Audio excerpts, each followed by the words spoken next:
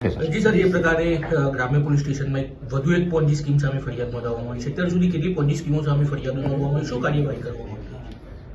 સાબરકાંઠાના હિંમતનગર ગ્રામ્ય પોલીસ સ્ટેશનની અંદર એપી કન્સલ્ટન્સી નામની એક ફર્મની સામે મિતેશભાઈ પટેલ નામ દ્વારા એક ફરિયાદ દાખલ કરવામાં આવેલ છે, જેની અંદર એપી કન્સલ્ટન્સીના મેઇન ડિરેક્ટર જે છે અનિલસિંહ અને હિતેન્દ્રસિંહ, તે લોકોએ બંને સાથે મળી અને બીજા અન્ય 4 લોકોએ મદદગારી કરીને રોકાણકારોને 10 થી 12% મહિને વળતર આપીશું તેવી લાલચ આપી અને મોટી સંખ્યામાં લાખો રૂપિયાનું એમાં રોકાણ કરાવેલું છે.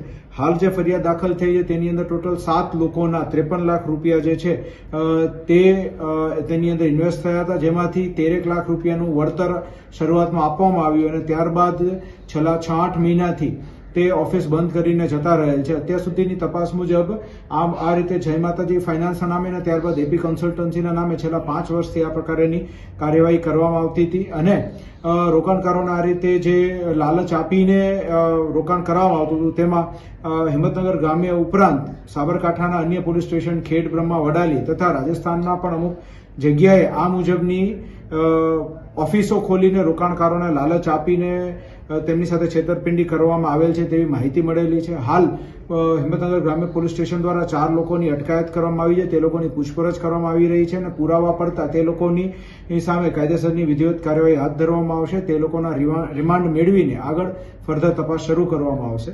સાબરકાંઠા જિલ્લાની અંદર છેલ્લા 4 મહિનાની અંદર આ પ્રમાણે કોઈના કોઈ બહાને વિઝા ફ્રોડના નામે અથવા રોકાણના કરાવીને ફ્રોડના નામે ટોટલ 9 જેટલી એફઆઈઆર જે છે એ દાખલ કરવામાં આવેલ છે, જેમાં આરોપીઓ વિરુદ્ધ કાયદેસરની કાર્યવાહી પોલીસે હાથ ધરેલ છે. આજે પોન્જી સ્કીમો ચાલી રહી છે, એમાં સંલગ્ન કોઈ વ્યક્તિઓ?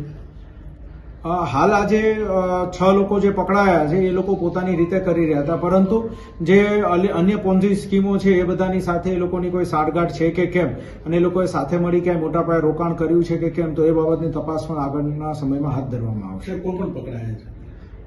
હાલ અત્યાર સુધીમાં 4 લોકોની અટકાયત કરી છે, જેની અંદર અનિલસિંહ અને સુધીરસિંહ સિવાયના 4 લોકોની અટકાયત કરવામાં આવી છે અને એ 4 લોકો છે તે લોકોની પૂછપરછ હાલ કરી રહ્યા છીએ.